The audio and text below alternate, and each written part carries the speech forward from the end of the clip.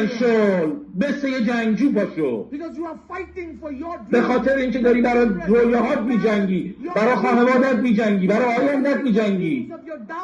داری از رویای دانلاینات محافظت می‌کنی که به تو اعتماد کردم، پس هیچ ترسی نباید داشته باشی. این نگرشیه که باید داشته باشی. بلند شو.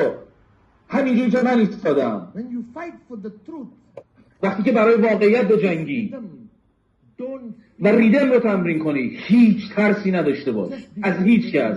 فقط تصمیم بگیر که میخوای اون ترسوه باشی یا اون جنگجوه.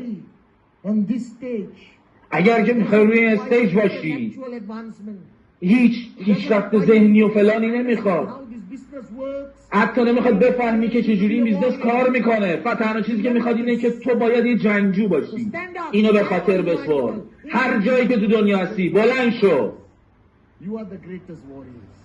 مادرها، شماها بزرگترین جنگجوهایی. Completely on warrior mode. That I اینا همیشه روی مود جنگجویی هستند.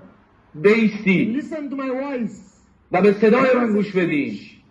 یه کلیدی هست توی It is سرتون. now downwards الان پایینه with the word wimp written on با it. کلمه زیرش بزدل نوشته شده. Wimp, wimp.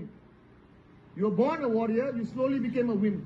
تو به عنوان یه جنگجو به دنیا اومدی، اما بعداً